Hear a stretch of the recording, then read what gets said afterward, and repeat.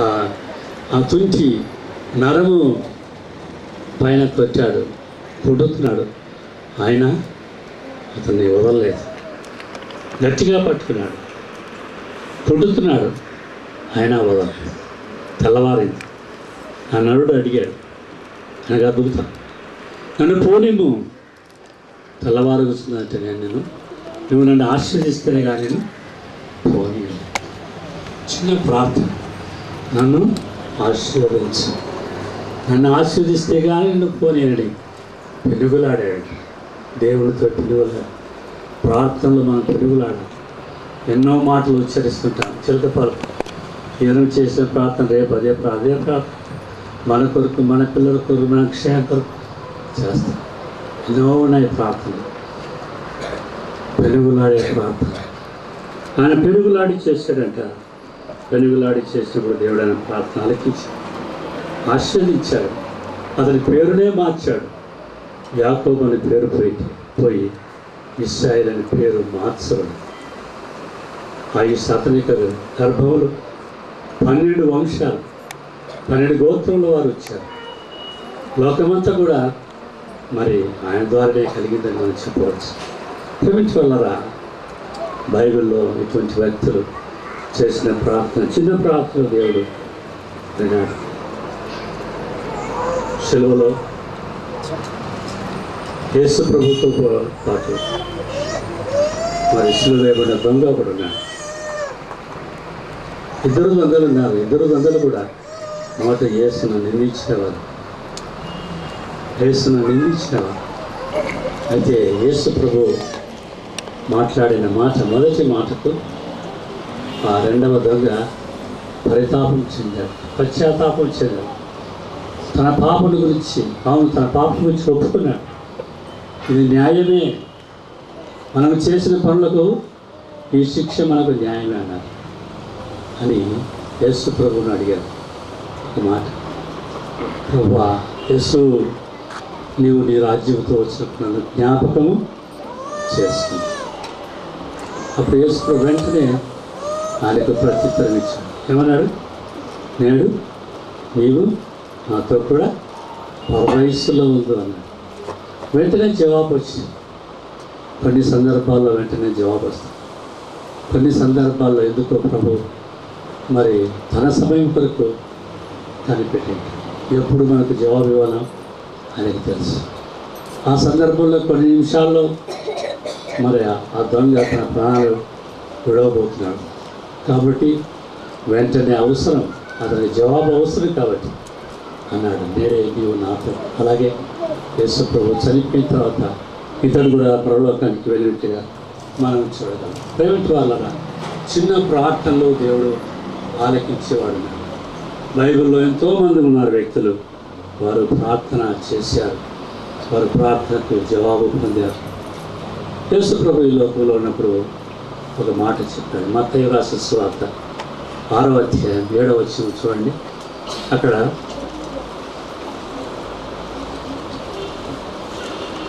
ఎవరైనా దయచేసి నాకు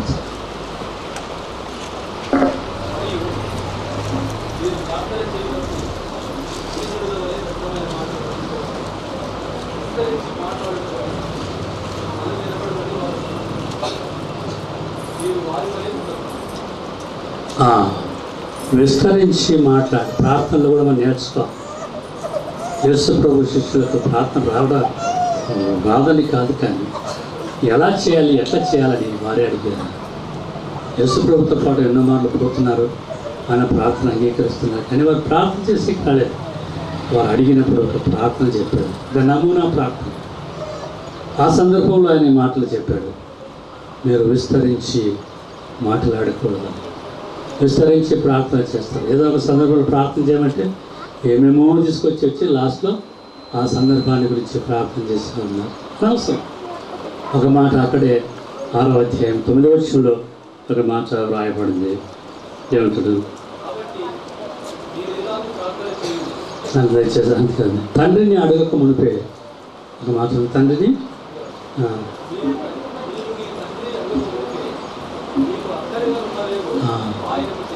మీకు అక్కరగా ఉన్నవేమో అని తెలియదు. ఆయన తెలియని కాదు, మన సమస్తము తెలుసు. ఆయన మనం ఏమి అడుగుతామో కూడా తెలుసు. అయితే అడగాలి, కానీ అడగకుండా అమ్మాయిన అన్నం పెట్టదు అంటారు. అయితే ఆయన్ని తెలుసు కాబట్టి అన్నీ ఒకసారి మనము దీర్ఘంగా ప్రార్థన చేసి వచ్చిన వారికి విసుగుదల మనం కలిగించాం. ప్రార్థన ఎలా నేర్చుకోవాలంటే ఇక్కడ చేసినట్టు దైవజనులు ఎలా చేశారు? చిన్న ప్రార్థనలు వారు చేసినట్టుగా చేయాలి. మన ప్రార్థన మనపూర్వకంగా చేయాలి. ప్రార్థన విషయంలో హెబ్రీయులకు రాసిన పత్రిక మనం చూస్తే అక్కడ 8వ అధ్యాయం 26వ వచనం, అక్కడ ఒక మాట, అటువలే ఆత్మయు మన బలహీనతను చూసి, మనం చేసే ప్రార్థనలు బలహీనత ప్రార్థన, బలహీనలు మన ప్రార్థనలు శక్తివంతమైనవి కావు. కాబట్టి పరిశుద్ధాత్మ దేవుడు మనం చూసే పాపం ప్రార్థన చేస్తున్నారు, కానీ వారి ప్రార్థన అంగీకరించబడలేదు. కాబట్టి పరిశుద్ధాత్మ దేవుడు ఏం చేస్తున్నట్టే మన బలహీనత చూచి ఆయన సహాయము చేస్తున్నాడు. ఎట్లా సహాయం చేస్తున్నాడు? కింద వచ్చిన మనం చూస్తే, మనము యుక్తముగా ప్రార్థన చేయట, మరి ఎలాగూ ప్రార్థన చేయవల్లో మనకు తెలియదు. ప్రార్థన ఎలాగూ చేయవల్లో మనకు తెలియదు, కానీ ఒక మాట రాయబడి ఏముంది? ఉచ్చరింప శక్యము కానీ మూలుగులతో ఆత్మ తానే మనపక్షముగా విజ్ఞాపనము చేస్తున్నాడు. మనపక్షముగా ఆత్మే మన ఆత్మతో నిండి ఉన్న వారమే ప్రార్థన చేయాలి. మన ప్రార్థన మనపూర్వకంగా చేయాలి. ఏలియా మన వంటి స్వభావం కలవాడే, కానీ ఆయన ఎలాంటి ప్రార్థన చేశాడు? మనపూర్వకమైన ప్రార్థన చేశాడు. కాబట్టి మనసుంచి ప్రార్థన చేయాలి. అనేక సార్లు మనం ప్రార్థన చేసినప్పుడు మన మనసు ఎక్కడెక్కడో పోతుంది. మనము చేయవలసిన దాని ఆ యొక్క ప్రభు పైన మన మనసును మనం ఉంచలేకపోతున్నాం, ఆయన పైన కేంద్రీకరించలేకపోతున్నాం. అందుకే మన ప్రార్థనలు అటు ఇటు చెదిరిపోతున్నాయి. ఆత్మ మరి చూస్తున్నాడు, ఆత్మదేవుడు చూసి మనకు సహాయము చేస్తున్నాడు. ఎలా చేస్తున్నా అంటే ఆయనే మన పక్షంగా ప్రార్థన చేస్తున్నాడు. మన ప్రభువైన యేసుక్రీస్తు తండ్రి అయిన దేవుని ఇప్పుడు పార్శ్వన కూర్చొని మన కొరకు విజ్ఞాపనము చేస్తున్నాడు. ఎంత మంచి దేవుడు! మరి చనిపోయి తన కార్యాన్ని నెరవేర్చి ఆయన ఊరుకోలేదు, కానీ తిరుగా మన కొరకు పోయి అక్కడ విజ్ఞాపనం చేస్తున్నాడు. తిరుగా మన కొరకు ఆయన వస్తాడంట, వచ్చి తీసుకుని పోతాడంట. ఎన్ని పనులు ఉన్నాయి పాపం ఇంకా యేసు ప్రభు మన కొరకు నెరవేర్చవలసింది. ఇప్పుడు మనం తొట్టిల్లకుండా మనం కాపాడడానికి ఆయన ఏం చేస్తున్నాడు? విజ్ఞాపనము చేస్తున్నాడు. మన నమ్మకం ఉంచాలి. అదేదో మనకి ప్రార్థన అంటే తాత్కారం, ప్రార్థనకు రారు, చాలా జిగుప్స. ప్రార్థన అంటే ఏదో కానీ ప్రార్థన శక్తి ఎరగరు అటువంటి వారు. ఎరగని వారే అలాగా మరి మాట్లాడతారు. ఇప్పుడు మనం చదువుకున్నటువంటి మోషే దావీదు కీర్తనలో 17 వచనాలు ఉన్నాయి, మనం చదువుకున్నాం. మొదటి 9 వచనాలు కూడా అవి ఒక పీఠికగా ఉన్నాయి. మొదటి 9 వచనాలు అది పీఠికగా ఉన్నాయి. 17 నుంచి 17 వచనంలో అది ఆయన దేవునికి ప్రార్థన చేసి, 1 నుంచి 11 వచనాలు పీఠికగా ఉన్నాయి. 12 వచనం నుంచి ప్రార్థన ఉంది. 12 నుంచి 17 వరకు ఆయన ప్రార్థన చేశాడు. ఆయన చేసిన ప్రార్థనలో ఒక చిన్న భాగం, ఒక వచనం ఏమిటి? దినములను లెక్కించకు నాకు నేర్పము, మాకు నేర్పము అనే హృదయాన్ని కుమ్మరించి ఈ దైవజనుడు ప్రార్థన చేశాడు. బైబిల్లో రాయబడింది దైవజనులని 7 వ్యక్తుల గురించి రాయబడింది. అందులో ఒకడు మోషే, దైవజనుడు అయినటువంటి మోషే దినములు లెక్కించు జ్ఞాన హృదయం కొరకు ప్రార్థన చేశాడు. దేవుడు అందరికీ హృదయం ఇచ్చాడు, అందరికీ ఇచ్చాడు. వాటి హృదయుడి గురించి ఎప్పుడైనా ఆలోచన చేశాడు. హృదయుడి గురించి మోసే ఆలోచించేసి ఆ హృదయంలో మాకు జ్ఞానాన్ని దయచే ప్రభా, జ్ఞానాన్ని నింపు ప్రభా అని అడుగుతున్నాడు. లోకంలో అనేక జ్ఞానాలు ఉన్నాయి. జ్ఞానం కొరకు ఎంతో ప్రయాసపడుతున్నారు. పిల్లలు జ్ఞానం సంపాదించుకోవాలని రాత్రి పగలు కష్టపడి చదువుతున్నారు. ట్యూషన్లకు వెళుతున్నారు, స్పెషల్ క్లాసెస్కి వెళుతున్నారు, సెలవుల్లో కూడా అక్కడెక్కడ పోయి నేర్చుకుంటున్నారు. ఎందుకంటే లోక జ్ఞానం వారికి అవసరం. ఎన్నో జ్ఞానాలు ఉన్నాయి, మరి క్రొత్తగా మరి ఎత్తుతో కనిపెడుతున్నారు. ఈ జ్ఞానాలని నేర్చుకోవాలి. ఐఏఎస్ పరీక్ష కూర్చునేవాడు ఎన్ని పుస్తకాలు చదువుతాడు, మరి ఎంత శ్రద్ధ, ఎంత కృషి చేస్తారు. ఈ కాలంలో పిల్లలు టీవీల దగ్గర కూర్చోడు చూసుకుంటుంటే ఏమొస్తుంది? టీవీలో జ్ఞానం ఉందా అంటారు. టీవీ చూస్తే జ్ఞానం వస్తుంది. సైతాను చేసినటువంటి ఇది ఒక మరి యుక్తి. ఇటువంటి మరి జ్ఞానాన్ని వాడు సృష్టించి మానవులు చెబుతున్నాడు. పిల్లలు టీవీ చెడిపోతున్నారు. జ్ఞాన హృదయము కలుగున్నట్లుగా మాకు చేయాలి. జ్ఞానం నేర్చుకోవాల్సిందే కదా. టీవీ చూస్తే జ్ఞానం రాదు. చదవాలి, వాళ్ళు కృషి చేయాలి, ధ్యానం చేయాలి. బైబిల్ కూడా మనం చదువుతాం, కానీ ధ్యానం చేయండి మనకు బైబిల్ అర్థమే కాదు. ఏ బైబిల్ వచనాలు మనం కంఠస్థం చేయాలన్నా చేయలేదు. అయితే ఆ వచనాలు మనం ఏం చేయాలి? ధ్యానం మీద చదవాలి. అందుకే దావీదు దేవుని ధర్మశాస్త్రం ధ్యానించేవాడు వాడు ధన్యుడు. ధ్యానించమన్నాడు, చదవమని చెప్పలే, చదివి ధ్యానించాలి. మరి ఇక్కడ చూస్తే ఎన్నో జ్ఞానాలు ఉన్నాయి. భౌగోళిక జ్ఞానం ఉంది, అంతరిక్ష జ్ఞానం ఉంది, ఇంకా మరి వైద్య జ్ఞానం ఉంది, కంప్యూటర్ జ్ఞానం ఉంది. ఇలా ఎన్నో జ్ఞానాలు ఉన్నాయి. వీటి కొరకు మనం ప్రయాసపడుతున్నాం, కానీ దేవుడు మనకిచ్చిన దినాల విషయం ఎప్పుడు ఆలోచన చేస్తున్నాం. మా దినములు లెక్కించటకు మాకు నేర్పు, మాకు జ్ఞాన హృదయము దయచేయండి. మన జీవితంలో మరి ఎన్నో దినాలు గడిచిపోయాయి. ప్రేమించారా, ఆ దినాల గురించి మనం ఎప్పుడైనా ఆలోచన చేశారు?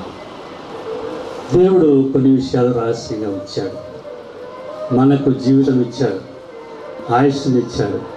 139 దావీదు కీర్తనలు మనం చూస్తే ఇంకా మనకు నియమింపబడిన దినములు రాకమునిపే ఆయన మన దినాలు లెక్కించాడు. మనం ఎంతకాలం బ్రతుకుతామో ఆయన బుక్లో రాసుకున్నాడు. అక్కడ ఆయన రికార్డులో రాసుకున్నాడు. ఎంతకాలం బ్రతుకుతావో నీకు తెలుసా? ఎన్ని సంవత్సరాల వయసు కలిగి ఉంటావో నీకు తెలుసా? ఎవరికి తెలియదు. ప్రతి వాడు మరణాన్ని చూడాల్సిందే. మరణము చూడక బ్రతుకు నరుడేవాడన్నా. మరణం చూస్తాం తప్పకుండా. ఇక్కడ యథాకాలం ఎల్లకాలం జీవించేవాడు ఒకరు లేరు. ఏదో ఒక రోజు మనం ఈ లోకాన్ని విడిచిపెట్టాలి. దేవుడు కొన్ని దినాలు మనకిచ్చాడు.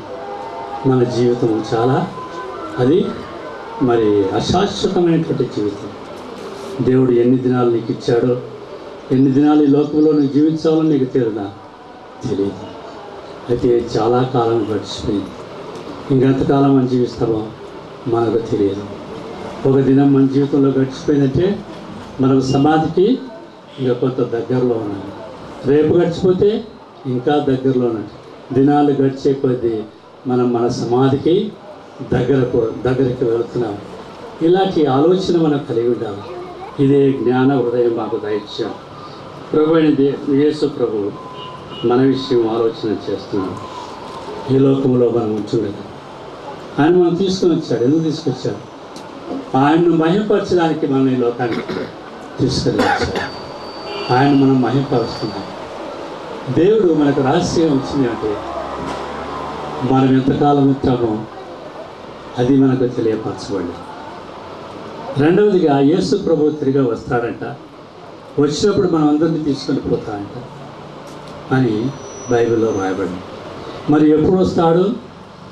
ఆ విషయం కూడా అది మర్మంగా పెట్టాడు దేవుడు. మూడవదిగా చూస్తే ఇప్పుడుండే ఈ ఆకాశం, ఈ భూమి గతించిపోతుంది. ఎప్పుడు గతించిపోతుందో మనకు తెలియదు. ఈ విషయాలన్నింటినీ కూడా దేవుడు మరి మానవునికి తెలియకుండా చేశాడు. మానవునికి తెలియకుండా ఉన్నట్టు ఎన్నో ఉన్నాయి. అయితే ముఖ్యంగా మనం ఈ మూడు మనం తెలుసుకోవాలి. ఈ మూడు జరగబోయేటి ఆయనే చెప్పాడు, జరుగుతాయి. మానవుడు మరణం చూడకుండా మరి బ్రతకడు, ఎల్లకాలము బ్రతకడు. కాబట్టి మనము ఉన్నటువంటి దినాల గురించి మనం ఆలోచించాలి. ఒక మరణశిక్ష విధించబడినటువంటి నేరస్తుడు అతనికి చెప్పారు, అయ్యా నువ్వు ఫలానా దినం ఫలాని గంటలకు నిన్ను ఉరి శిక్ష ఇస్తాను, కాబట్టి నువ్వు తయారుగా ఉండు, నీకేమైనా కావస్తే చెప్పు, ఎవరికైనా ఉత్తరాలు రాయాలనుకుంటే అని చెప్తారు అధికారులు.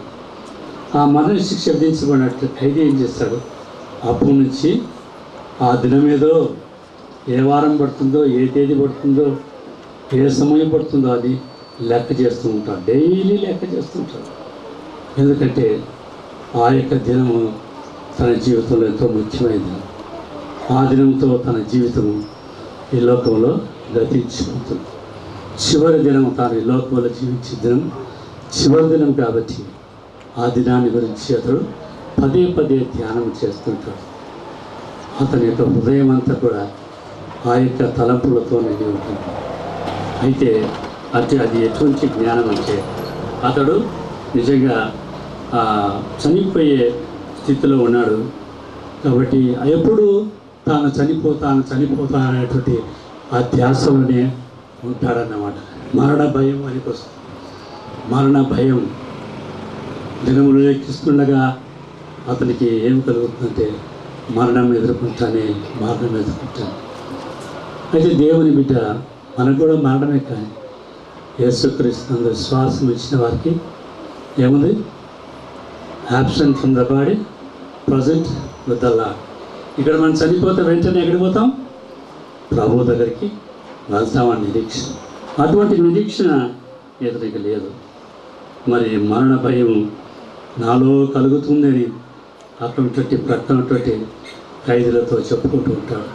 ప్రేమించే వాళ్ళ నీ దినం ఎప్పుడో నీకు తెలిస్తే నువ్వు సరిగా ఉంటావు, కానీ మన జీవితం ఎప్పుడో మనకు తెలుసు. కోడి పిల్లలు తెలుసునా ఎప్పుడు అవి గద్ద పైనుండి వచ్చి ఎప్పుడు వాటి తన్నుకుని పోతాయో తెలియదు. అలాగుంది మన జీవితం.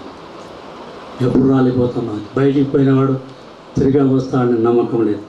అలాంటి కాబట్టి ఎన్నో దినాలు గడిచిపోయినాయి. ఇంతవరకు దేవుడు కాకుండా మిగతా దినాలు లెక్కించే జ్ఞానం మాకు నేర్పమని ప్రార్థన మనం చేయాలి. ప్రతి క్షణం కూడా మనం భద్రంగా వాడుకోవాలి. బైబిల్లో ఒక మాట రాయాలి, దినములు చెడ్డవి కనుక మీరు సమయమును పోనీయక వాటిని ఏం చేసుకుంటూ ఉంటాడు, సద్వినియోగం. ఇంతవరకు గడిచిన కాలము చాలను, మనం సద్వినియోగం చేసుకోలే, మా దినాలు మనం లెక్కించుకోలే. కాబట్టి సద్వినియోగం చేసుకున్నాక మరొక మాట ఉంది, అజ్ఞానుల వలె కాదు.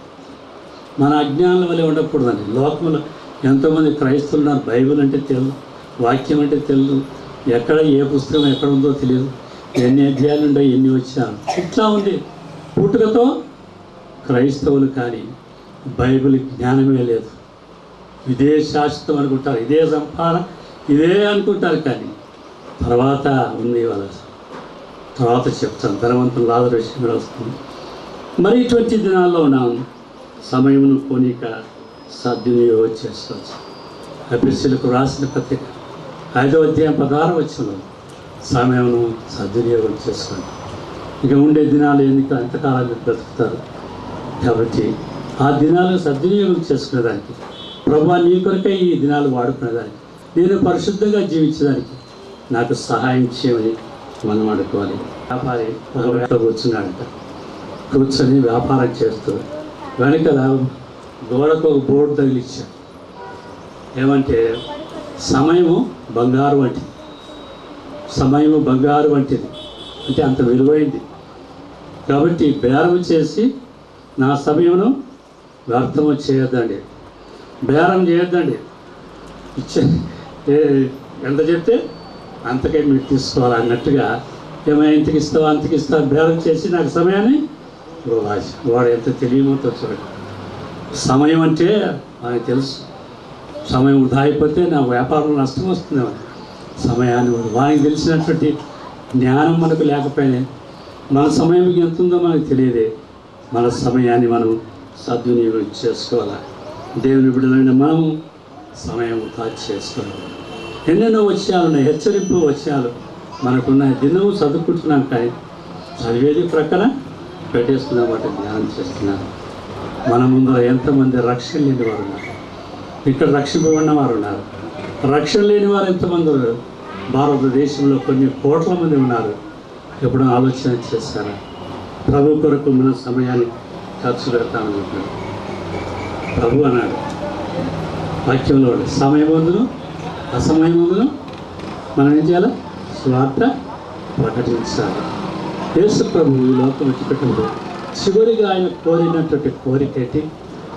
చివరిసారిగా ఆయన ఒకటే కోరిక కోరినాడు, మీరు సర్వలోకములకు వెళ్ళి సర్వ సృష్టికి సువార్త.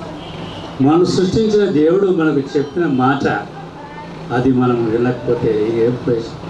ఇంతవరకు మనం ఈ లోకంలో మనం జీవింపజేసిన దేవునికి కృతజ్ఞతలమైంది కనీసం ఒక్క మాట ఆయన గురించి మనం మన పొరుగు వారికి కానీ మన క్లాస్లో ఉన్నటువంటి పిల్లలతో కానీ మన స్కూల్లో ఉన్న పిల్లలతో కానీ మన ఇతరులతో కానీ మనం మాట్లాడుతున్నాము.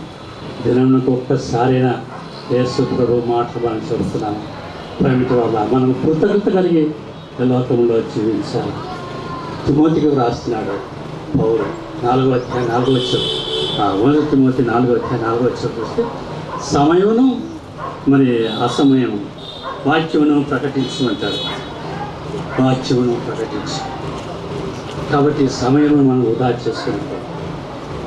పేతురు భక్త కోటికి రాసిన మొదటి పత్రిక 4వ అధ్యాయం 3వ వచనంలో ఆయన అంటాడు, గతించిన కాలమే చాలును. ఆ గతించిన కాలం ఎట్లుందంటే ఎలా చేస్తాం? అన్యజనుల ఇష్టము నెరవేర్చాం. మన జీవితంలో అన్యజనుల ఇష్టం ఇంతవరకు నెరవేర్చాం. ప్రభువుకు మనం సమర్పించుకొని విధేయతతో ఆయన పని మనం చేయలేదు. కానీ ఎవరి పని మనం చేశాం? అన్యజనుల ఇష్టం.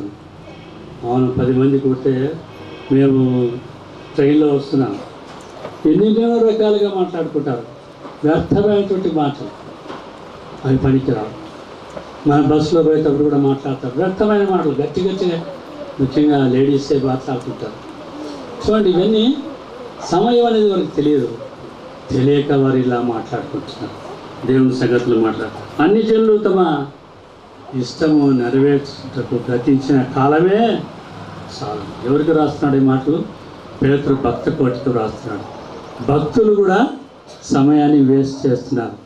యేసు ప్రభువునందు మరి రక్షణ పొందినటువంటి బిడ్డలు కూడా సమయాన్ని వృధాపరుస్తున్నారు. కాబట్టి అన్ని జనులు వ్యర్థపరిచినట్టు, అన్ని జనులు ఇష్టము నెరవేర్చుటకు మీరు ఇంతకాలం మీరు పనిచేశారు. ఆ గతించిన కాలమే చాలును. ఆ చేష్టలు ఏంటివి? కింద ఒక లిస్టు రాయబడింది. పోకిరి చేష్టలు, దురాశలు, మద్యపానం, అల్లరితో కూడిన ఆటపాటలు, త్రాగుబోతుల విందులు, చేయదగని విగ్రహ పూజలు మొదలైన వాటి ఇంకేందో ఉన్నాయి. అంతతోనే సాలిచ్చాడు పౌలు. మొదలైన వాటిని, వీటిలో మనకు పాలు పొంగులు ఉన్నాయా? ఆలోచించండి. ఇవన్నీ కూడా అన్ని జనులు చేసే పనులు. కాబట్టి మీరు దేవుని బిడ్డలు, ప్రభువు నమ్ముకున్నారు, అటువంటి మీరు చేస్తూ ఉంటుంది ఇంతవరకు కూడా. అయితే 2వ వచనంలో మూడవ వచనం రాయబడింది, అయితే 2వ వచనం రాయబడింది. ఇప్పుడు 2వ వచనం చూడండి ఏముంది?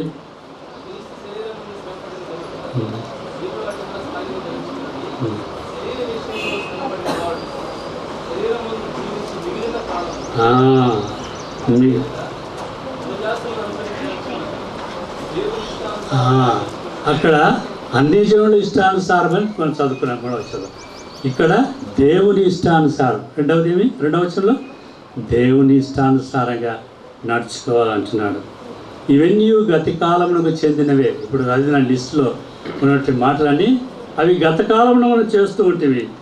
అయితే వీటిని అనుసరించి నడవక దేవుని ఇష్టానుసారంగానే నడవమంటున్నాడు. వాటితో ఇక జోలి అక్కర్లేదు, వాటితో మనకు మరి అవసరం లేదు, వాటిని మనం చేయవలసిన పని లేదు, వాటితో జోలి అక్కర్లేదు అంటున్నాడు. పాపంతో జోలిక ఏమీ లేకుండా. ఈ మాటలు ఎవరు చెప్పాడు?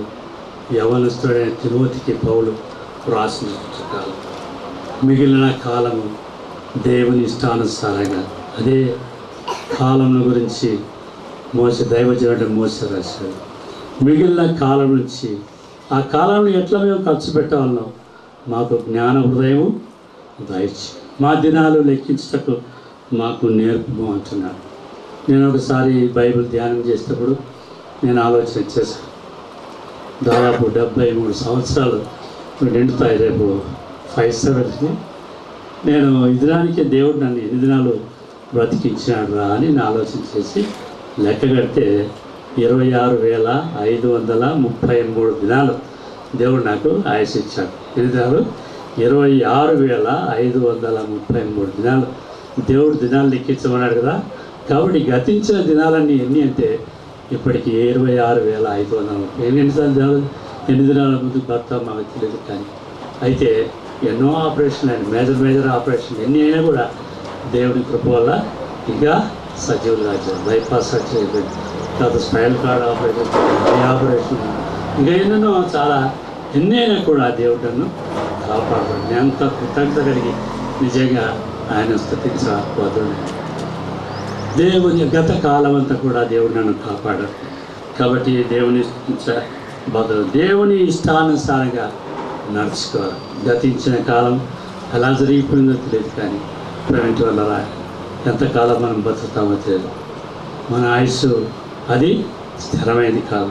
త్వరలోనే మనం ఈ లోకం విడిచిపెట్టాం.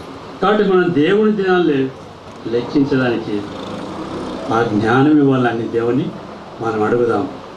మన యొక్క దేవుని అడిగే సమయంలో 5 విషయాలు మనం జ్ఞాపకం చేసుకోవాలి. 5 విషయాలు. మొదటిదిగా చూస్తే మన యొక్క సమయము అనేది చాలా అది కొద్దిపాటి సమయమే. మానవుని యొక్క జీవితము లోకంలో అది కొద్దిపాటిదే. ఎప్పుడు పోతామో మనకు తెలియదు. నీటి బుడగ వంటిది అంటాడు, ఆవిరి వంటిది అంటాడు, తర్వాత ఎండిపోయిన గడ్డి వంటిది అంటాడు. ఈ జీవితము మరి అశాశ్వతమైనది. రెండవదిగా ఈ లోకం విడిచిన తర్వాత మానవుడు నిత్యత్వంలో ఒడిగిపోతాడు. నిత్యత్వంలో 2 ఉన్నాయి, నరకం ఉంది, పరలోకం ఉంది. నిత్యము పరలోకంలో లేదా నిత్యము నరకములో ఉంటాడు ఈ లోకం విడిచిపెట్టిన తర్వాత. మంచిగా ఈ యొక్క సమయము కొద్దిపాటిదని గ్రహించి ఈ సమయం అంటే ఈ లోకం విడిచిపెట్టిన తర్వాత మనం నిత్యత్వంలోనికి పోతాం. నిత్యత్వంలోనికి పోకముందు మానవుడి లోకంలో పాపలోకంలో ఉన్నాడు. కాబట్టి పాపము చేస్తూ జీవిస్తున్నాడు. ఈ పాపం ఎంత చెడ్డదో మరి ఎంత నాశనకరమైందో ఆ విషయాన్ని కూడా మనం ధ్యానిస్తాం. మరి నరకము అది నిశ్చయమైంది, ఎల్లకాలంలో మరి కలుతూ ఉంటాడని. మరి పరలోకానికి వెళితే అక్కడ రక్షకుడైనట్టు క్రీస్తు నమ్ముకున్నటువంటి బిడ్డలు పరిశుద్ధులు ఉన్నారు. వారితో పాటు మనం సంగతి చేస్తూ మన నివాసంలో మనం ఉంటాం. దేవుడు మనకు ఏర్పరిచిన నివాస స్థలంలో మనం ఉంటామని ఈ విషయాలు మనం జ్ఞాపకం చేసుకోవాలి. మొదటి అంశము మానవుని జీవితం అశాశ్వతం. అది క్షణభంగురము, కొంతసేపు కనబడి అంతలో మాయమైపోవు ఆవిరి వంటి వారి కాలాన్ని యాకోబు రాసిన పత్రిక 4వ అధ్యాయం 4వ వచనం. ఆవిరిని మనం చూస్తూనే ఉంటాం. చూస్తుండగానే అది మాయమైపోతుంది. ఎట్టుపోతుందో మనకు తెలియదు. అట్లా ఉంది మన జీవితం.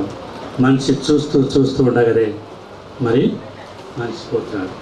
మన వరప్రసాద్ రెడ్డి గారి తల్లి ఆయన భర్తతో మాట్లాడుతుంది తెల్లవారుజాము 5:30కి. సంతోషంగా ఇద్దరు మాట్లాడుతూ అతని ప్రాణం విడిచింది. ప్రభు దగ్గరికి పోయింది. అనుకోలేదు ఎవరు ఆమె చనిపోదు. అట్లా ఉంటుంది మన జీవితం. ఎప్పుడు రాలిపోతూ ఉంటుంది. బయటికి పోయినాడు ఏ యాక్సిడెంట్లో చనిపోతున్నాడు. రైలు కిందో, బస్ కిందో, లారీ కిందో, స్కూటర్ మనం చూస్తే పేపర్లో చూస్తే ఇవే మనకు కనబడుతూ ఉంది. దావీదు ఈ సందర్భంలో అన్న మాటతో నా దినముల పరిమాణము నీవు బెత్తడంతగా చేసినావు. నా దినముల పరిమాణం అంటే my span of life is very short. ఎంత చిన్నది. బెత్తడంటే హ్యాండ్ బ్రెత్. ఇంతే ఉందంట మన జీవితం. ఎంత తక్కువ ఉందో చూడండి, ఆలోచించి. మానవుడు ఎంతో కాలం చేసి ఎంతో వెర్రవీగుతున్నాడు. మన ఆలోచనలు ఎట్లెట్లో పోతున్నాయి. నేను ఎలా కాలం నేను అది చేస్తాను ఇది చేస్తాను అంటారు. అది అబ్సల్యూట్లీ ఇంపాసిబుల్. దేవునికి వ్యతిరేకంగా నువ్వేమి చేయలేవు. ఒకవేళ దేవుడు కొంతకాలం నీకు సమయం ఇస్తాడేమో, కానీ నీకై నువ్వు ఏమీ చేయలేవు. కాబట్టి బహు జాగ్రత్తగా ఉండాలి. ఆయన నా దినముల పరిమాణం నీవు బెత్తడంతగా చేస్తున్నావు. నీ సన్నిధిని నా ఆయుష్కాలము లేనంతగా ఉంది. నీ సన్నిధిని నా ఆయుష్కాలము లేనట్టే ఉన్నది. My age is nothing before you. After all నేను 73 సంవత్సరాలు బతికాను, కానీ నేను అతిశయించగాను. It's after all nothing before God. ఎప్పుడు రా అంటే పోవాల్సింది. అట్లా ఉంది. భయం పడండి. అయ్యో నా దినములు గతించిపోయాయి. మిగతా దినాలైనా దేవుని కొరకు నేను వాడుకుంటానని జ్ఞాన హృదయం ప్రభువా దయచి ఎలా నా దినాలు నేను లెక్కించాలి, ఎలా నా దినాలు గడపాలని ప్రభు దగ్గర కనిపెట్టి అడిగండి. భక్తులు అడిగారు. భక్తులు దైవావేశం ఉన్నవారు. మరి వారు జీవించినట్టుగా మనం చూస్తాం. దావీదు అంటాడు, ప్రతి నరుడు కేవలం ఒట్టి ఊపిరి వలె ఉన్నాడు. కీర్తన 39వ అధ్యాయం 5వ వచనం. మనం ఒట్టి ఊపిరి వలె ఉన్నాం. ఊపిరి బిగబడితే ఎప్పుడు పోతాం? ఊపిరి పట్టుకుంటే చాలు. దేవుడు మానవం సృజించినప్పుడు ప్రాణం ఇచ్చాడు, జీవం ప్రాణం, ఆత్మ, శరీరం ఇచ్చాడు. మానవుడు చనిపోతానే ఈ శరీరం మట్టికి పోతుంది, మట్టికి పోతుంది, ప్రాణం గాల్లో కలుస్తుంది. దేవుడు ఇచ్చిన ఆత్మ దేవుని దగ్గరికి వెళ్ళాలి. అదే మనం ఆశ. ప్రభువా ఈ లోకం విడిచిపెట్టి నా ఆత్మ నీ దగ్గరికి రావాలని మనకు. మరి ఆత్మ దేవుని దగ్గరికి వెళ్తుందా? యోబు భక్తుడు అంటాడు, నా దినములు నేతగానే నాడి కంచెను వడిగా పరిగెత్తుతున్నది. నాడే అంటే షాఫ్ట్, కండె. కండెకు ఈ నూలు చుట్టుంటాడు, దారం. వాడు ఇది మగ్గం పట్టుకొని కొడుతూ ఉంటాడు చేత్తో. అది పోతూ ఉంటుంది. ఎంత స్పీడ్గా పోతుంటాడు. షటిల్ పోతూ ఉంటుంది అటు. దాన్ని ఏమంటారు? నాడి కంచెను ఒడిగా పరిగెత్తున్నది. అవి నిరీక్షణ లేక మాయమై, నిరీక్షణ లేక క్షయమైపోతుంది. నిరీక్షణ లేదా నీకు? చనిపోతే దేవుని దగ్గర నిరీక్షణ లేదు, దేవుని దగ్గర పోతే నిరీక్షణ లేదు. దినములు గతించిపోతుంది. దినాలు మరి ఎట్లా ఉన్నాయి? నిరీక్షణతో బతుకుతున్నావా? ప్రభువా నేను నీ యందు నిరీక్షణ ఉంచినట్లు నాకు జ్ఞాన హృదయం దయచేయు అడుగుతున్నారా? బైబిల్లో మనకు ఇంకొక మాట ఉంది.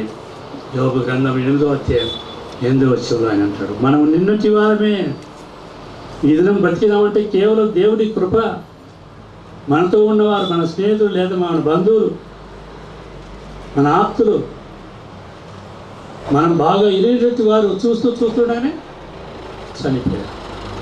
నిన్న ఒక వర్తమానం వచ్చి ఒక ఆయన, మరి నాకు బాగా పరిచయం దగ్గరలో, అతను మండల రెవెన్యూ ఆఫీసర్గా రిటైర్ అయ్యాడు. తాగి బాగా అసలు చాలా బీదవారు. నేను కలెక్టర్ ఆఫీస్లో పనిచేసేటప్పుడు అతన్ని పిలిపించి ఒక అప్లికేషన్ తీసుకొని నేను అప్పుడు అపాయింట్మెంట్ కలెక్టర్కి రాసి అపాయింట్మెంట్ తెప్పించి ఇచ్చాడు.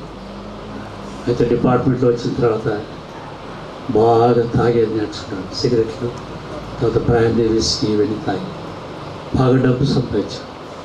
క్రైస్తవుడే, కానీ క్రైస్తవుడు అయిన తర్వాత మరి ఇంటి వారిని అందరినీ కూడా అతడు ఎస్సీలుగా మార్చాడు.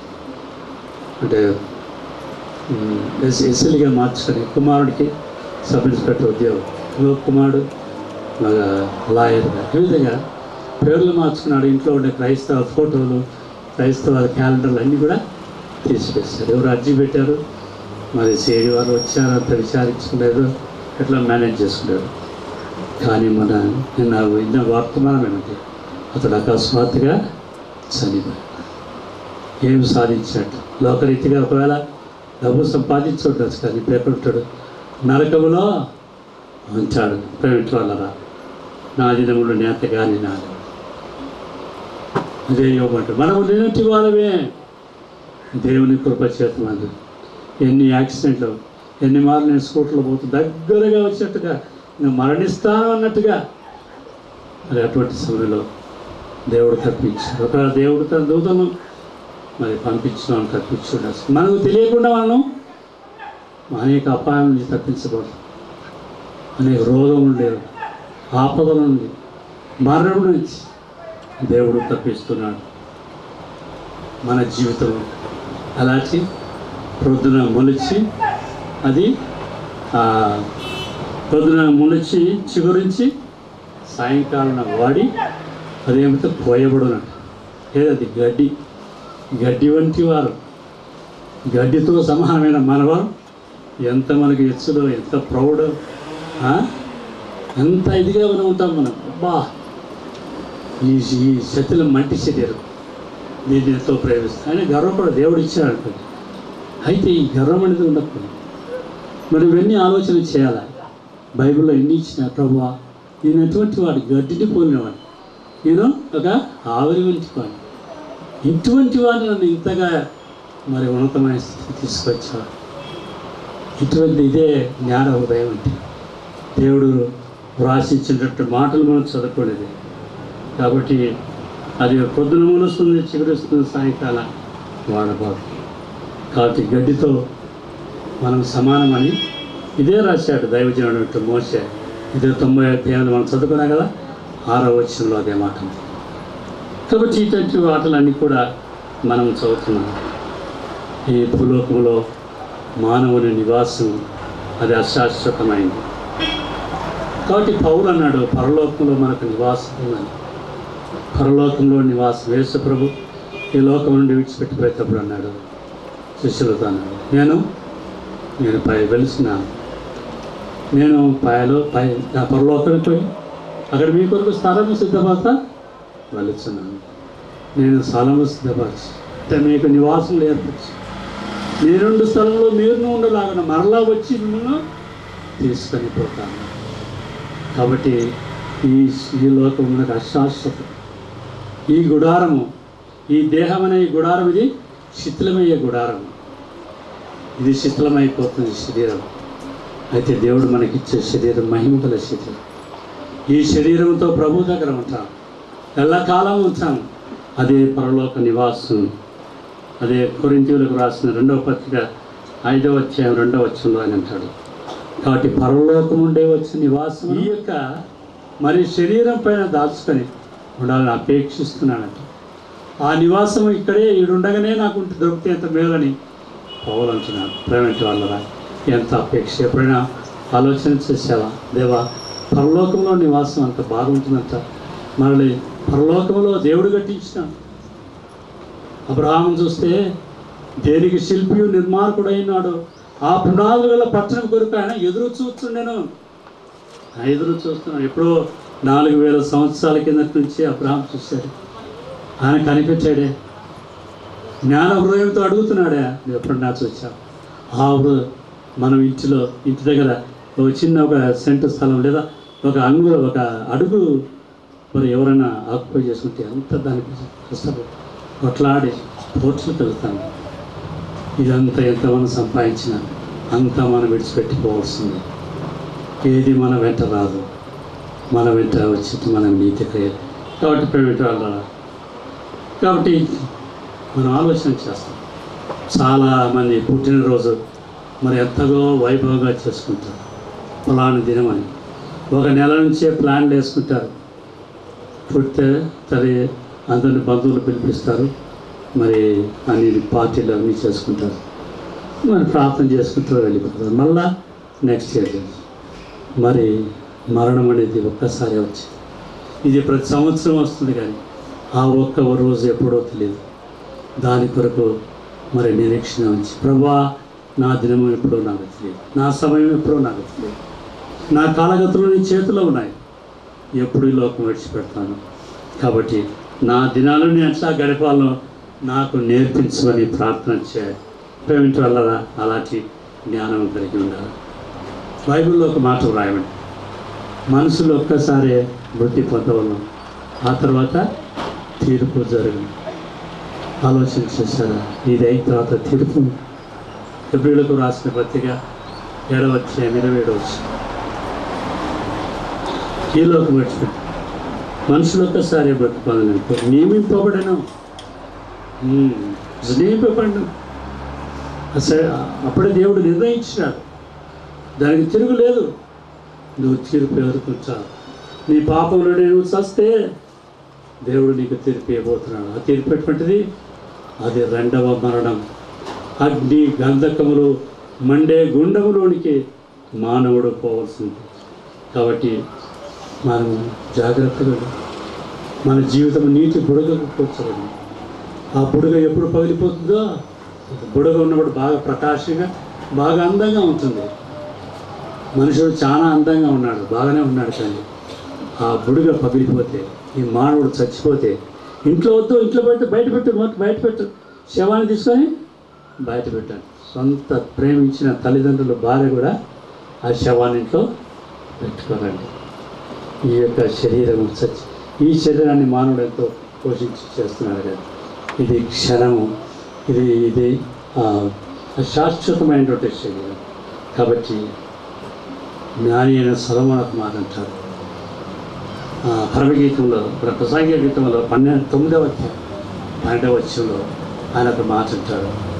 తమ కాలం ఎప్పుడు వచ్చిన నరులు ఎరగరు. భద్రం ఎప్పుడు వస్తుందో తెలియదు. తమ కాలం ఎప్పుడు వచ్చినో నరులు ఎరగరు అంటాడు. No man knows when is hour will come, when is end will come, when is hour అనేక సమయం ఎప్పుడో నో మ్యాన్ నోస్. ఇది దేవుని చేతిలో ఉంది. మన కాలగతులు దేవుని చేతిలో ఉంది. కాబట్టి ప్రేమిటోళ్ళ జ్ఞాపకం. కాబట్టి కొద్దిగాటి జీవితంలో ఆత్మరక్షణ పొందటం మన బాధ్యత ఉంది. అతి క్రీస్తునందు శ్వాస నుంచి ఆయన కొరకు మనము జీవిస్తాం. మన దినాలు లెక్కించడానికి ప్రభు మనకు పెడతాము. పౌలు అంటాడు, ఈ లోకంలో బ్రతుకుట క్రీస్తే. నువ్వు మిగిలిన కాలం ఎవరి కొరకు జీవించాలి? క్రీస్తు కొరకు జీవించాలి. నీ కొరకు నువ్వు జీవిస్తే ఏం ప్రయోజనం? నరకానికి పోతావు, అక్కడ అగ్నిగుండంలోనికి పోతావు. నీ చదువు, నీ ప్రయత్నాలన్నీ కూడా ఎంతవరకు నువ్వు బ్రతికునేంతవరకు, తర్వాత ఏమి పనికిరావు. ఆయన అన్నాడు, బ్రతుకుట క్రీస్తే, చావైతే లాభం. అంత రెడీగా ఉన్నాడు ఆయన. ఇప్పుడు చచ్చినా మేలు, నేను ఎక్కడ దేవుని దగ్గరికి పోతాను అని అలాంటి నిరీక్షణ ఆయన కలిగినాడు. కాబట్టి ప్రేమిటులారా, దేవుడు ఒక పిలుపునిస్తున్నాడు. ఏమని? బూదిగంతము నివాసులారా నా వైపు చూచి రక్షణ. బూదిగంతముల నివాసులారా ఆయన వైపు చూడండి. సిలువ వైపు యేసుక్రీస్తును చూడండి. మీ కొరకు ఆయన పరలోకం నుండి దిగి వచ్చి ఆ మహిమలో ఉన్నటువంటి ఆ ప్రభు నిత్యము వేవేల దూతల పరిశుద్ధులతో, కెరూబులు సెరువులతో స్తుతింపబడుతున్నది. పరిశుద్ధుడు పరిశుద్ధుడు పరిశుద్ధుడు నిత్యము మానక దివారాత్రులు స్తుతింపబడుతున్నటువంటి ఆ ప్రభు నీ కొరకు, నా కొరకు, మనవులంతా పాపం చేసి నరకానికి వెళ్తుంటారు. అయ్యో, ఆయన సృష్టించిన మనుషులు నరకానికి వెళ్ళటానికి ఇష్టం లేదు. దేవుడు తన కుమారుని పిలిచి, నానాన్ని వెళ్ళు, నీ కొరకు, వారి కొరకు నీ రక్తాన్ని కాచు, వారి కొరకు చనిపోమని చెప్పినప్పుడు తండ్రి మాటలు జవదాటకుండా తాను మరణించబోతున్నానని తెలిసి కూడా యేసు ప్రభు ఈ లోకానికి వచ్చాడు. మానవకారుడుగా వచ్చాడు. మానవ శరీరాన్ని దాచాడు. మన వలె రక్తమాంసాలు కలిగిన వాడుగా వచ్చాడు. ఆయన మనిషి కుమారుడుగా వచ్చాడు. ఆయన మహిమలో, ఆత్మలో ఉండే దేవుడు ఎంతగా తెప్పించుకున్నాడు. ఆయన దేవుని స్వరూపం కలిగిన వాడైంది. దేవునితో సమానంగా ఉన్నట్టు విడిచిపెట్టకూడని భాగ్యం నేర్చుకున్నాక మనుషుల పోలికగా పుట్టి తను తాను తగ్గించుకున్నాడు.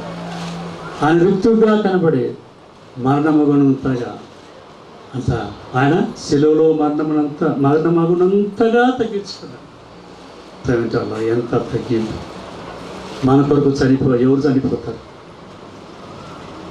పాపం లేనివాడే మన కొరకు చనిపోవాలి. పూర్వకాలంలో మనుషులు పాపం చేసినప్పుడు గొర్రెలను మేకలను జంతువులు వధించారు. ఆ రక్తం తాత్కాలికంగా వారు పాపం మన్నింపని అనుకున్నారు. కానీ మాటి మాటికి వారి పాపలు జ్ఞాపకానికి వచ్చేసి కాబట్టి ప్రతి సంవత్సరం వారు ఉన్నటువంటి ప్రదేశంలోంచి యెరూషలేమునికి వచ్చి యెరూషలేము దేవాలయంలో బాగా అర్పించారు. అది లేదు. ఇప్పుడు మనకు ఒక్కటే ఒక పని, యేసు ప్రభు దేవుడు ఆయనే మన కొరకు ఈ లోకానికి వచ్చి ఆయన తన్ను తాను వ్యక్తులుగా చేసుకుని మన కొరకు ఈ లోకంలో 33.5 సంవత్సరాలు చేసి తండ్రి నుండి వేరే 33.5 సంవత్సరాలు ఆ యొక్క పరలోకాన్ని విడిచిపెట్టి మానవుడిగా ఈ మంచి మరి రోడ్లలో ఆయన తిరిగాడు. ఆ కాలంలో ఇటువంటి రోడ్లు లేవు, ఆ కాలంలో బస్సులు లేవు, ఆ కాలంలో వాహనాలు లేవు. ఆయన నా పాదములతో నడిచాడు, ముళ్ళలో నడిచాడు, కొండల్లో నడిచాడు, గుట్టల్లో నడిచాడు. చేపలు పట్టి వారు నీచమైనటువంటి మనుషుల దగ్గర పోయి వారింటిలో నివాసం చేసి వారి దగ్గర భోంచేశాడు. దేవాది దేవుడు, ఈ సృష్టిని అంతా కలుగజేసిన దేవుడు, సూర్యచంద్ర నక్షత్రాలందరినీ కలుగజేసి ఈ యొక్క లోకంలో ఉన్నటువంటి సమస్తాన్ని కలుగజేసిన మానవుని కొరకు దేవుడు లోకంలో భూమిలో ఏం పెట్టాడు? మానవునికి కావాల్సిన సమస్తాన్ని పెట్టాడు. పెట్రోల్ పెట్టాడు, డీజిల్ పెట్టాడు, బంగారు పెట్టాడు, వెండి, నీరు పెట్టాడు. మనకు కావాల్సినటువంటి ఆహారం కూడా భూమిలోంచి ఇస్తున్నాడు. ఇంత ప్రేమ కనపరిచిన దేవుడు మన కొరకు మన ఆత్మరక్షణ, ఆ ఆత్మ మరి నశించిపోకుండా నరకానికి వెళ్ళకుండా రక్షించడానికి మన ప్రాణం నిజంగా మన ప్రాణాన్ని మనం పెట్టాలి. మనం ప్రాణం పెట్టినా కూడా అది చల్లదు. ఎందుకంటే మన రక్తం పాప రక్తం కాబట్టి పాప రక్తం లేనటువంటి మానవుడే రావాలి. కాబట్టి దేవుడే మానవుడిగా వచ్చి పాప రక్తం లేకుండా పరిశుద్ధ రక్తాన్ని మన కొరకు కార్చి తన విలువైనటువంటి ప్రాణాన్ని బలిగా పరలోకం ఆ యొక్క శిలలో పెట్టాడు, చనిపోయాడు, తిరిగి లేచాడు. లేచి అంతటితో నా పని అయిపోయిందని చెప్పలేదు. కానీ నేను మళ్ళీ తిరిగి వస్తాను, వచ్చి మిమ్మల్ని తీసుకొని పోతాను. నేను ఎప్పుడు వస్తానో మీకు తెలియదు. ఇదిగో వాకిట నిలిచి నాను తలుపు తడుతున్నాడు, హృదయం తలుపు తడుతున్నాడు. అమ్మా అయ్యా, నీ హృదయం తలుపు తీస్తా, నీ ప్రాణం ఎప్పుడు పోతుందో తెలియదు. భద్రం సుమా, ఈ లోకం విడిచిపెట్టడం అంటే ప్రభువులో లేకపోతే నువ్వు నరకానికి వెళ్తావు. కాబట్టి ప్రభువును సొంత రక్షణగా అంగీకరించు. ఆయన నీ కొరకు చనిపోయాడు. నేను 2 స్థలంలో మీరు ఉంటారని చెప్పి మనం పోదామా? మనం అక్కడ ఉందామా? మన ప్రియులు ఎంతోమంది పోయారు. ఇప్పుడు నరకంలో ఉండేవారు ఉన్నారు.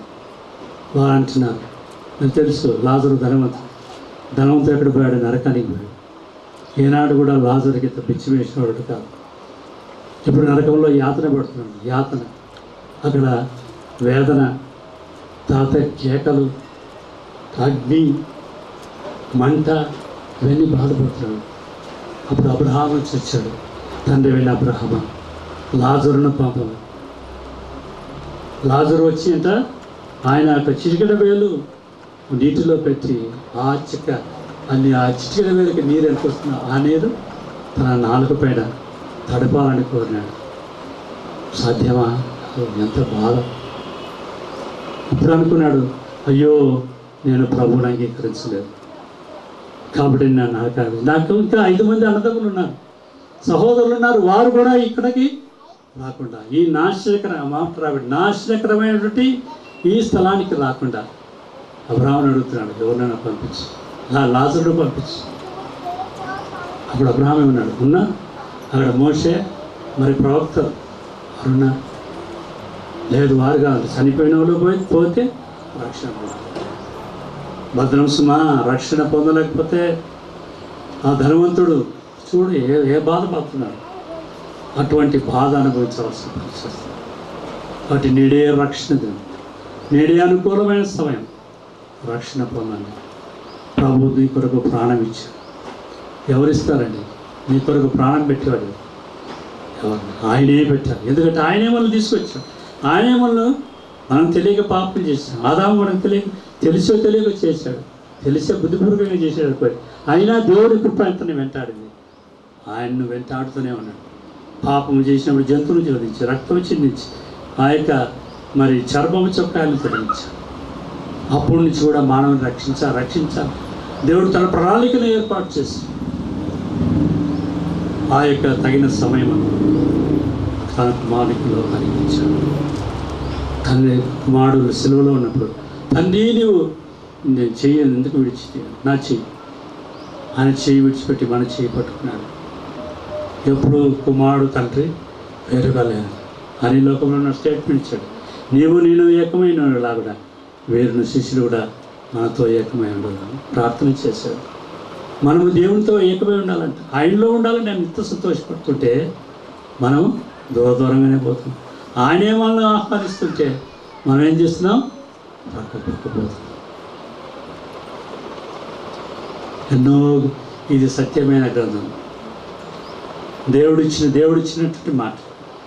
మనుషులు రాసిందే కానీ వారు దైవావేశము కలిగినటువంటి ఆయన ఆత్మచేత నడిపితో రాయబడినటువంటి మాట. దీన్ని అలక్ష్యం చేద్దాం. వేరే పుస్తకాలు ఎన్నైనా చదువుతాం కానీ చదివిన వాటి వల్ల ప్రయోజనం లేదు.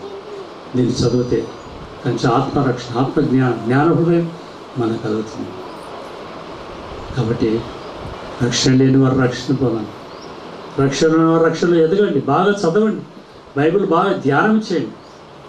అనేక మాటలు ఉన్నాయి. దేవా నాకు జ్ఞాన హృదయం దయచి. రక్షణ పొందకపోతే నరకానికి వెళ్తాం. ఎన్నో అంశాలు ఉన్నాయి కానీ మొదటి అంశం 5 నిమిషాలు మాట్లాడాలనుకున్నా టైం అయిపోయింది. దేవుడి చిత్తమైతే మరొకసారి ఈసారి వచ్చినప్పుడు మనం దాన్ని పొడిగిస్తాం. దేవుడి మాటలు దీవించండి.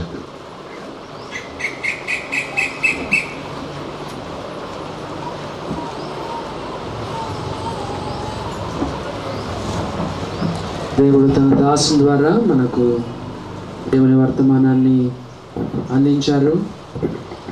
2 సంగతులు మనం జ్ఞాపకం చేసుకున్నాం. మనకు జ్ఞాన హృదయం కలగాలని దేవుని మనం అడగాలి. రెండవదిగా దినమును లెక్కించుటకు నేర్పమని కూడా మనం దేవుని అడగాలి. మన ప్రాణం మనకి ఎప్పుడు పోతుందో మనకు తెలియదు. గడ్డికైనా గ్యారంటీ ఉందంట కానీ మానవునికి గ్యారంటీ లేదు. ఎన్నో సంఘటనలు మనం వింటున్నాం. కాబట్టి ప్రియులారా, రక్షణ లేని వారు ఈరోజైనా ప్రభు దగ్గరికి రండి. మీ పాపాలు ప్రభు సన్నిధిలో ఒప్పుకొనండి. అలాగే విశ్వాసులు కూడా మనం సిద్ధంగా ఉండాలి. ప్రభు రాకడ ఎప్పుడు వస్తుందో మనకు తెలియదు. మరి ఆయన రాకడ సూచనలు మనం ఎన్నో చూస్తున్నాం. లేదా మన మరణం కూడా ఎప్పుడు వస్తుందో మనకు తెలియదు. మరలారా తిరిగి రండని ఆయన సెలవిచ్చుచున్నాడు. కాబట్టి ప్రియులారా, మనం అందరం కూడా చక్కగా సిద్ధపాటు మనం కలిగి ఉన్నాం. మరి ఇక్కడ హైదరాబాద్లో ఒక మంచి యవనస్తుడు క్రికెట్ ఆడుతా మరి క్రికెట్ అయిన తర్వాత ఇంటికి వచ్చి ఫ్రిడ్జ్ తెరిచి చల్ల నీళ్ళు గబగబ తాగేశాడు. మా అన్న కూడా వచ్చారు వాళ్ళ ఇంటి పక్కనే. మరి చల్ల నీళ్ళు ఆ యొక్క వేడిలో వచ్చి చల్ల నీళ్ళు తాగేశాడు. వెంటనే గుండె పట్టుకునింది, వెంటనే ప్రాణము పోయింది పిల్లలు. కాబట్టి మన ప్రాణం ఎప్పుడు పోతుందో మనకు తెలియదు. ఒక కుటుంబపు వారు బజార్లో ఆకుకూరలు కొనుక్కొని ఫ్రిడ్జ్లో పెట్టారు. ఇది కూడా హైదరాబాద్లో జరిగింది. న్యూస్ పేపర్లో కూడా వచ్చింది. ఆకుకూరలు కొనుక్కొని ఫ్రిడ్జ్లో పెట్టారు. సరే, ఉదయకాలంలో వారు పొద్దున్న లేస్తేనే భోజనం అందరి కూడా పెరగన్నం వేసుకొని తిన్నారు. పెరగన్నం వేసుకొని తిని అందరూ వాళ్ళ డ్యూటీస్కి వెళ్ళిపోయారు. కానీ ఆ కుటుంబ సభ్యులు అందరూ చనిపోయారు ఆ రోజు. అసలైన సంగతి ఏంటంటే ఆ యొక్క ఆకుకూరలో ఒక చిన్న పాంపిల్ల ఉన్నిందనమాట. అది చుట్టూ ఆకుకూరలు కట్టగడతారు కదా, కట్టగట్టి ఫ్రిడ్జ్లో పెట్టిన కారణాన లోపల ఉన్న చలికి తట్టుకోలేక ఆ పాంపిల్ల మెల్లగా ఆ యొక్క కట్టలో నుండి బయటకు వచ్చి పెరుగులో దుంకేసింది అనమాట. పెరుగు అడుగున ఉంది ఆ యొక్క పాంపిల్ల. పొద్దున్న లేసిన అందరు పెరుగన్నం తిని డ్యూటీకి వెళ్ళిపోయారు. అందరు ఆయా స్థలాల్లో చచ్చిపోయారన్నమాట.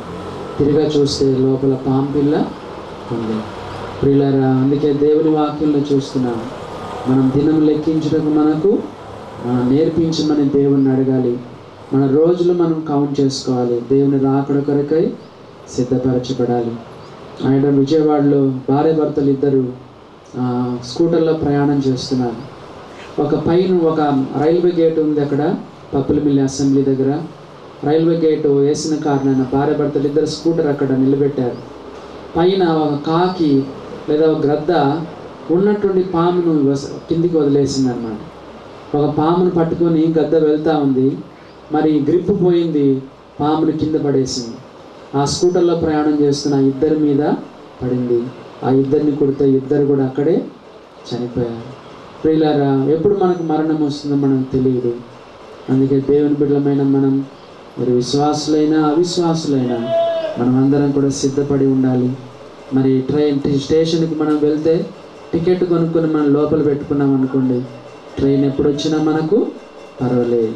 ఏ పోలీసు వాళ్ళు వచ్చి మనల్ని అడిగినా పర్వాలేదు. టికెట్ మనం కొనుక్కొని ఉంటే ట్రైన్ ఎప్పుడు వచ్చినా సరే. అలాగనే నువ్వు రక్షణ పొంది ఉంటే ప్రియులారా, మరణానికి భయపడాల్సిన అవసరత లేదు.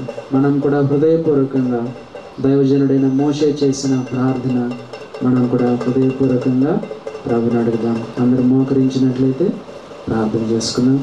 మరొక చిన్న అనౌన్స్మెంట్ ఏంటంటే, సహోదరి కెజెక్క మన మధ్య ఉన్నారు కాబట్టి రేపు సాయంకాలము 6 గంటలకు ఇక్కడ సహోదరుల యొక్క కూడిక ఉంటుంది. దయచేసి మీరందరూ కూడా జ్ఞాపకం చేసుకోండి. చాలామంది సహోదరులు ఉన్నారు. రేపు సాయంకాలము 6 గంటలకు ఇక్కడ సహోదరుల కూడిక సిస్టర్స్ మీటింగ్ ఉంది. దయచేసి అందరూ కూడా రావాల్సిందిగా మనవి చేస్తున్నాం. అలాగే VBS కూడా దేవుని చిత్తమైతే 25వ తారీఖు నుండి ఇక్కడ చిన్నపిల్లలకు VBS జరుగుతుంది. ఉదయకాలం 8 గంటల నుండి 11 గంటల వరకు. ప్రార్థన చేసుకుందాం. మహోన్నతుడైన తండ్రి, ఈ యొక్క ఉదయకాల సమయంలో మిమ్మల్ని ఆరాధించే కృప అనుగ్రహించారు నాయన. ఆరాధించిన ప్రభువా తండ్రి దేవా, అది ఇంకా తక్కువై ఉన్నది నాయన. సూర్యోదయం మొదలుకొని సూర్యాస్తమయం వరకు నీ నామము స్తుతినందు తగినది. మీరు కోరిన రీతిలో ఇంకా మంచిగా ఆరాధన చేసే కృప మీరు మాకు అనుగ్రహించండి. మా హృదయాలు సిద్ధపరచండి నాయన. మా ఆరాధనలో ఎటువంటి లోపదోషాలు లేకుండా చేయండి నాయన. నీ కనుదృష్టి దుష్టత్వం చూడలేనంత నిష్కలంకమైనది. ప్రభువా, మహిమ నుండి అధిక మహిమకు నడిపించండి. పరిశుద్ధత నుండి అతి పరిశుద్ధతకు మీరు నడిపించండి. ప్రభువా, ఇంకా లోతైన జీవితాన్ని మాకు దయచేయండి. ప్రభువా, మీ కుమారుని సారూప్యంలోనికి ఇంకను మమ్మల్ని మార్చండి. మీ దాసును మీరు నిలవబెట్టి మీరు ఇచ్చిన వాక్యాన్ని బట్టి వందనాలు. 120 ఏళ్ళు బ్రతికినటువంటి మోషే ప్రభువా, జ్ఞాన హృదయాన్ని దయచేయమని అడిగాడు. ఆయన ఆస్తిపాస్తులు అడగలేదు ప్రభువా, లేకపోతే అదో ఇదో దయచేయమని అడగలేదు. జ్ఞాన హృదయం కొరకు అడిగి ఉండగా ప్రభువా, ఈ యొక్క లోకంలో మాకు కూడా కావలసిన ఆత్మీయమైన జ్ఞాన హృదయాన్ని మాకు దయచేయండి. మీ వాక్యాన్ని గూర్చిన జ్ఞానాన్ని దయచేయండి. ప్రభువైన యేసుక్రీస్తు వారిని గూర్చిన అతి శ్రేష్టమైన జ్ఞానాన్ని మాకు దయచేయండి ప్రభువా. ప్రభువా, పైనుండి వచ్చి జ్ఞానంతో మమ్మల్ని నింపండి నాయన. ప్రభువా తండ్రి దేవా, జ్ఞాన హృదయాన్ని మాకు దయచేయమని హృదయకాలంలో ప్రార్థన చేస్తున్నాం. అలాగే ప్రభువా, మా దినములు లెక్కించుటకు మాకు నేర్పించండి ప్రభువా. నా తండ్రి, గతించిన కాలం చాలన్నారు, మిగిలిన కాలం ఎంతుందో మాకు తెలియదు ప్రభువా. దేవుని ఇష్టానుసారంగానే జీవించే కృప మాకు దయచేయండి నాయన.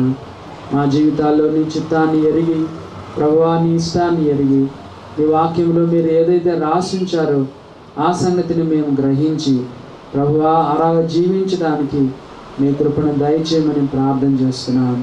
దేవా, మరణము మాకు ఎప్పుడు చెప్పి రాదు ప్రభువా. మమ్మల్ని అందరినీ కూడా సిద్ధపరచండి, లేదా మీ రాకడ కొరకై మమ్మల్ని సిద్ధపరచండి ప్రభువా. నమ్మని బిడ్డలు ఉన్నారు ప్రభువా, నీ వాక్యము వారి హృదయాల్లో నాయన దూరి ఉండగా నెమ్మది లేకుండా చేయి ప్రభువా. దేవా, వారి యొక్క నాయన హృదయాల్లో కలవరాన్ని మీరు పుట్టించండి ప్రభువా. నీ ప్రేమ చేత వారిని ఆకర్షించండి, రక్షించమని వేడుకుంటున్నాం. వారిని వశంలో చేస్తున్నాం ప్రభువా. వాక్యం ఇచ్చినటువంటి మీ దాసుని ఇంకను దీవించి ఆశీర్వదించి అనేక ఆత్మల రక్షణార్థముగా సేవార్థముగా వాడుకునమని ప్రార్థన చేస్తున్నాం. దేవా, ఈ ఉదయకాల సమయంలో కొంతమంది ఎంతో కష్టముతో ఇరుకుతో ఇబ్బందితో వచ్చారు ప్రభువా. నాయన జీవితంలో సమస్యల చేత ఉన్నారు ప్రభువా. నాయన నిట్టూర్పులతో ఉన్నారు, వారిని జ్ఞాపకం చేసుకుంటున్నాం ప్రభువా. కొంతమందికి అయితే బయటకు చెప్పుకోలేని సమస్యల్లో ఉన్నారు. మా జీవితానికి నువ్వు చాలని దేవుడు ప్రభువా. దేవా, జ్ఞాపకం చేసుకునండి. రోగగ్రస్తులు మీరు ముట్టండి, స్వస్థపరచండి. రక్షించే దేవుడుగా, విమోచించే దేవుడుగా, ఆశ్చర్యకరుడుగా, అద్భుతకరుడుగా, స్వస్థపరిచే దేవుడుగా మా మధ్యలో నిన్ను నీవు అన్ని కోణాల్లో అన్ని విధాలుగా నిన్ను నీవు మాకు బయలుపరుచుకోమని ప్రార్థన చేస్తున్నాం. ప్రభువా, మీరే మహిమను పొందండి తండ్రి. ఈ దిన సంఘాన్ని దీవించండి, ఆశీర్వదించండి. నామకార్థత నిలువెచ్చిన తనము సంఘములో ప్రవేశించకుండా మీరు కాపాడండి. ప్రభువా, దుష్టుడు చొరబడకుండా మీరు కాపాడండి. ఆత్మీయమైన ఎదుగుదల మీరు ఇవ్వండి. మీ అందరి భయాన్ని మీరు మాకు దయచేయండి. ప్రభువా, పరిశుద్ధమైన జీవితాన్ని, వెలుగు సంబంధమైన జీవితాన్ని దయచేయమని వేడుకుంటున్నాం. అనేక ఆత్మలను రక్షించండి, ఆకర్షించండి. ప్రభువా, నీ కుమారుని మా మధ్యలో మహిమపరచమని ప్రార్థన చేస్తున్నాం. ప్రభువా, ఆయన హెచ్చవలసినది, మేము తగ్గవలసినది. ప్రభువా, దేవా సహాయం చేయండి. దేవా, రోగగ్రస్తుల కొరకై ప్రార్థన చేస్తున్నాం నాయన. సమయంలో వరలక్ష్మి కొరకై ప్రభువా, మరి సహోదరి మేరీ డయానా కొరకై ప్రభువా, మరి భారతమ్మ కొరకై, మరి ఇంకొక భారతమ్మ కొరకై ప్రార్థన చేస్తున్నాం. ప్రభువా, మరి నాగలక్ష్మి కొరకై ప్రార్థన చేస్తున్నాం. సహోదరి ఎజ్రా కొరకై ప్రార్థన చేస్తున్నాం. ప్రభువా, ఈ రీతిగా ఎందరైతే నాయన రోగగ్రస్తులుగా ఉన్నారో ప్రభువా, వారందరినీ మేము జ్ఞాపకం చేసుకుంటున్నాం. మరి డెలివరీ కావలసిన సహోదరుల కొరకై ప్రార్థిస్తున్నాం. వారందరినీ కూడా జ్ఞాపకం చేసుకోనండి. సంఘానికి కావలసిన క్షేమాభివృద్ధిని దయచేయమని వేడుకుంటున్నాం. ఎగ్జామ్స్ రాసిన పిల్లల కొరకై ప్రార్థన చేస్తున్నాం. ప్రభువా, తండ్రి సహాయం చేయండి. మరి ప్రభువా, ఎంతోమంది మన రిజల్ట్స్ కోసకై కనిపెడుతున్నారు. ప్రభువా, మరి జాబ్స్ కొరకై, మరి వివాహాల కొరకై ఎదురు చూస్తున్న బిడ్డలను మీ చేతికి అప్పగిస్తున్నాను. నీ యందు భయభక్తులు కలిగి నేను ఆశ్రయించిన వారికి ఏ మేలు పదవై ఉండదని సెలవిచ్చావు. ప్రభువా, అందరి అక్కర్ల అవసరతలు తీర్చగలిగిన దేవుడు, మాకు అక్కరగానున్నవేవో మా పరలోకపు తండ్రికి తెలియను. సహాయం చేయమని మీకే ఘనతను, మహిమను, ప్రభావమును చెల్లిస్తూ యేసుక్రీస్తు వారి పేరట అడిగి వేడుకొనుచున్నాం. ప్రియ పరలోకపు తండ్రి, ఆమేన్. మన తండ్రి అయిన దేవుని ప్రేమ, ప్రభువైన యేసుక్రీస్తు వారి యొక్క కృప, పరిశుద్ధాత్మ యొక్క అన్యూనమైన సహవాసం, ఆదరణ ఇప్పుడున్న మనకందరికీ నీ సదాకాలము తోడయుండుగాక. ఆమేన్. ఈ యొక్క వర్షిప్ మీటింగ్ అయిపోయింది. అందరికీ మా ప్రేమ వందనాలు తెలియజేస్తున్నాం. ప్రతి వారం నేను చెప్తున్నట్లుగా కొత్త వారిని మీరు దయచేసి పలకరించండి, వందనాలు తెలియచేయండి. మరి ఒకరొకరు పలకరించుకోనండి. సహవాసాన్ని కూడా ఆహ్వానించండి. రేపు సాయంకాలం సహోదరుల కూడికను కూడా దయచేసి జ్ఞాపకం చేసుకోండి.